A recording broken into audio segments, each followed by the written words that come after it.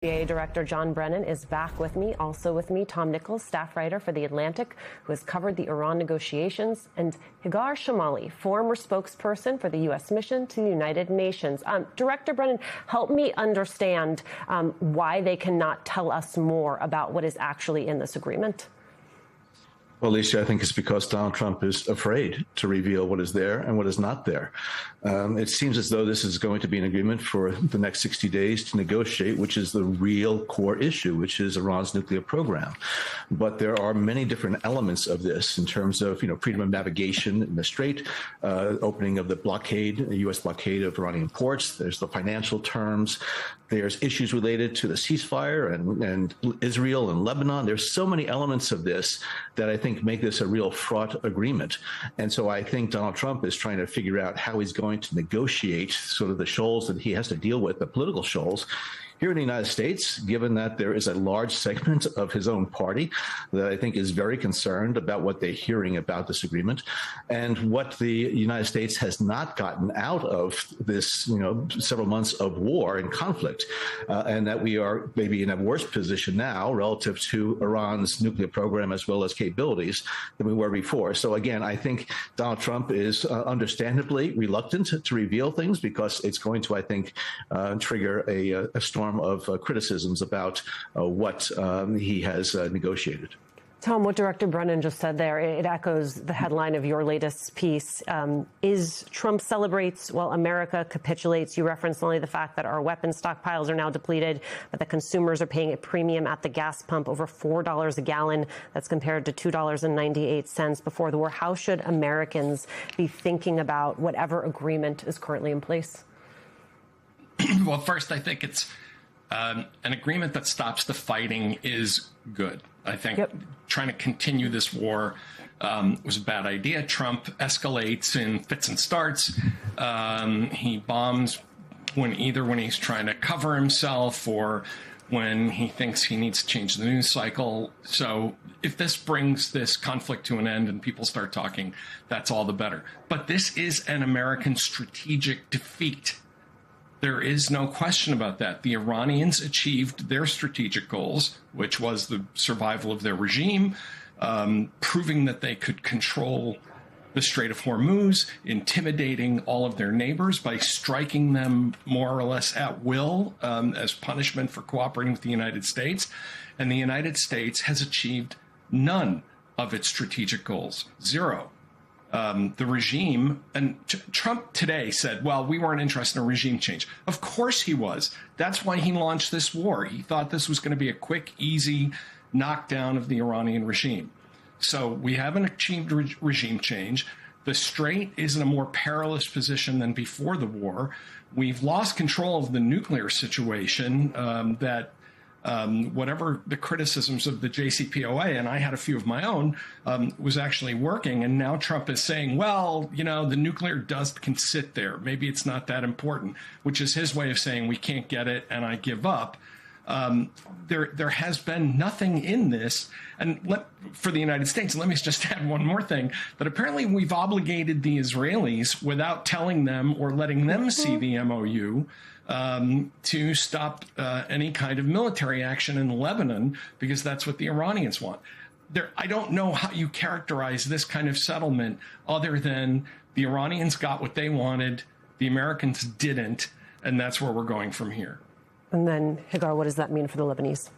Yeah, it's a disaster, actually, in so many ways. So Tom mentioned here that the Israelis are now being held back. And it sounds, a lot of people, it sounds like a ceasefire would be a good thing, right? Normally that sounds like something you'd want in Lebanon or anywhere. But the fact is that if we focus on Lebanon specifically, it's not there's no deal.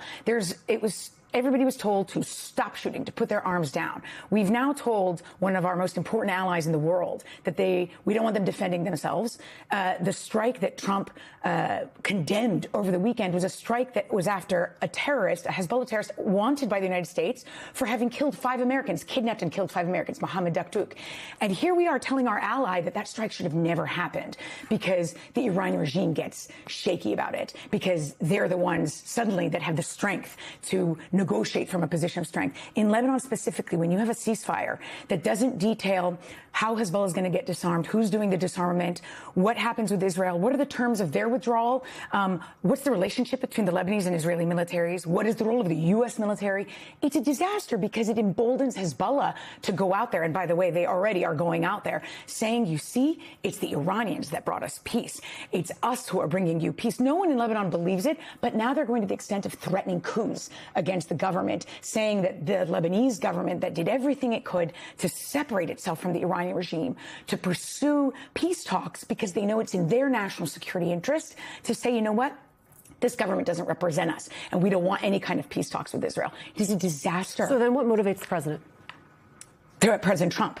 Well, for Lebanon-Israel peace, it should have been a Nobel Peace Prize, because that was a Nobel Peace Prize on a platter being served to him. It also, by the way, for everybody, President Trump, those to the left or to the right, for example, those on the left who argue that they don't want to fund military aid to Israel, they should want to see Hezbollah weakened, because that inevitably decreases Israeli dependence on U.S. military support.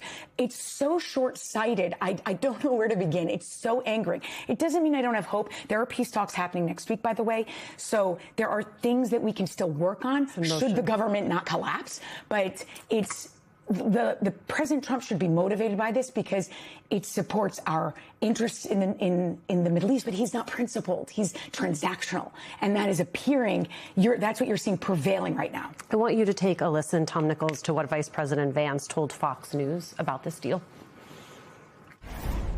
The agreement says they are not getting a single dime of American money. That's just not what this is. What the agreement does say, Sean, is, again, if the Iranians behave and if there are sanctions relief and if the Iranians are integrated into the world economy, we would invite other countries, not us, but other countries to invest in their country. That's fine, but only if they comply with the terms of the agreement. Talk to me about the distinction the vice president is trying to make there, understanding clearly just how politically unpopular what it is he's suggesting would be with his own party. Yeah, that's a very careful circumlocution here. We're not giving them any money. We're just going to make it possible for them to get billions and billions of dollars from everybody else. I'm sorry, what happened to, a month or two ago that this was the worst regime in the world? It was run by monsters. These were tyrants who had to be overthrown so that the Iranian people could be freed. And now, of course, this morning, the president is saying, well, these new guys, they're very rational. They're reasonable. They're nice fellows. They're nice to deal with. I've never been in a room with Iranian negotiators, but I've never known anybody who've said, these are nice guys. These are easy guys to deal with. This is all just a way of Vance rationalizing Trump's burning desire to get out of this war in which we have been defeated, a war that we started, that we screwed up, and that now we need to get out of. And so, this notion that, well, if they behave, look, the Iranians are clearly outplaying us as negotiators. And this whole fuzzy language about, well, if they perform, if they behave, that money's going to start flowing back to Iran. And the Americans will complain and try to, raise issues.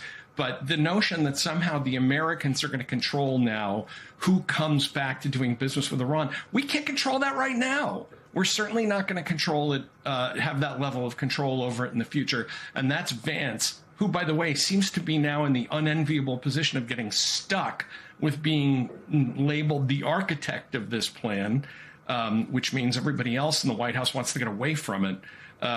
Tells you that he's just trying to put, lipstick on a pig. He's just trying to dress up a bad deal here. I mean, he's so busy running away from childless cat ladies, he's now going to have to run away from this new moniker that he's been gifted.